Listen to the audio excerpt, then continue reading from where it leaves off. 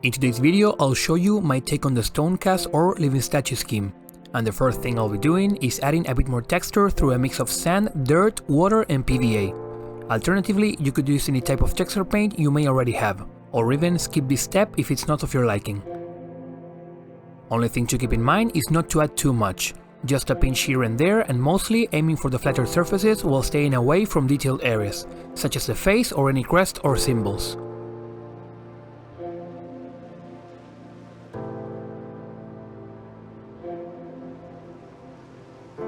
Once fully dry, I base coated everything in black.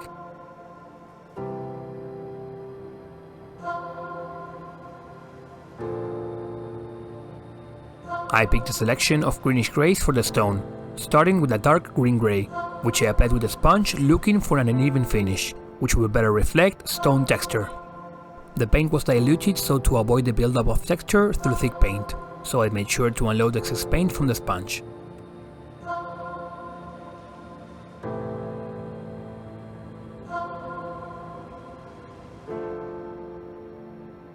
At this point I realized I was still lacking in the greenish tones, so I diluted a desaturated green to a wash consistency in order to get the tone I was looking for. I applied the wash now because I didn't want it to stain the highlights I dry brush later.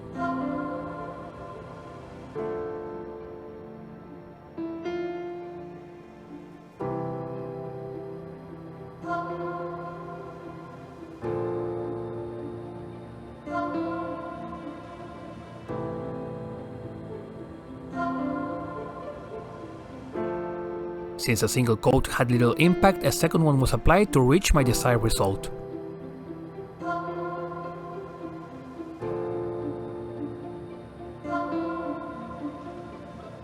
From here, I took a soft makeup brush from the dollar store and used it to dry brush both the green grey and pastel green. I made sure to work the paint into the brush on all sides before removing most of it on a paper towel.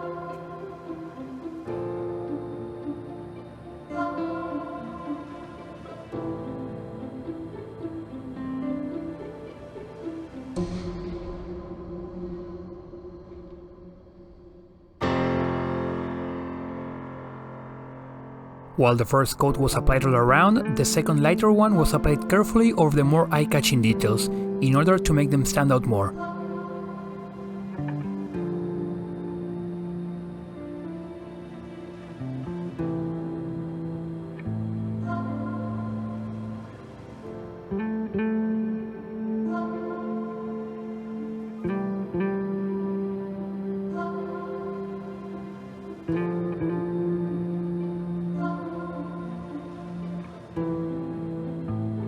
It is at this point that we can appreciate what the added texture from the beginning provided to the model.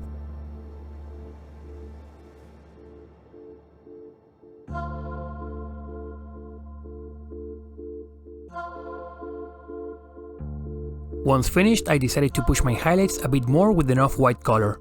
It is important to stay away from pure white, so the OSL I'll be working on next will stand out more. Still, dry brushing won't provide full opacity over the affected area. And I also kept this final highlight focused on upper facing parts of the shield, as well as the light planes along the leg towards the face, and any other parts I wish to bring attention to.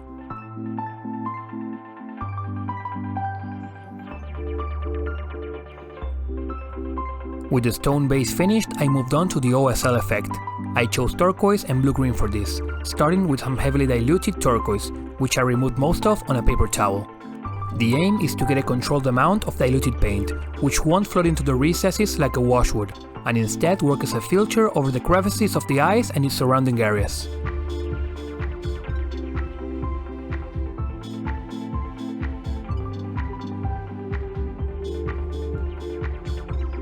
For any precise shading, I'll remind you of the water trick, where by wetting the surface with water beforehand we can tap a brush with diluted paint to have it flow into the recesses due to capillary reaction.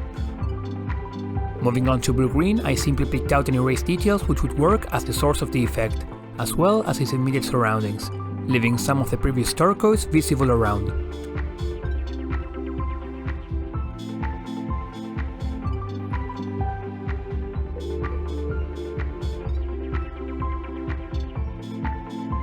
To finish off and really make the light source pop, I used a bluish off-white, but you can use pure white just as well. In its full value, this will contrast against the stone highlights since those were not pushed to full white.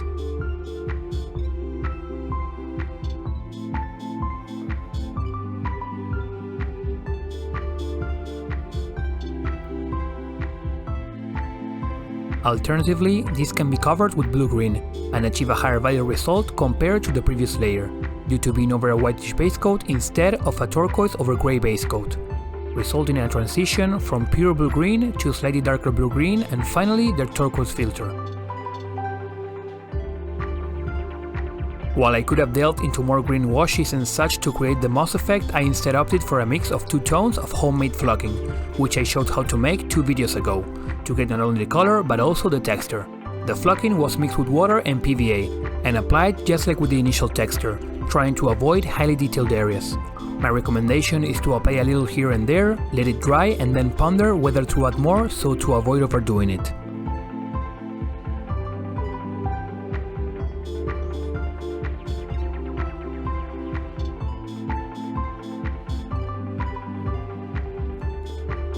And here is how the model turned out.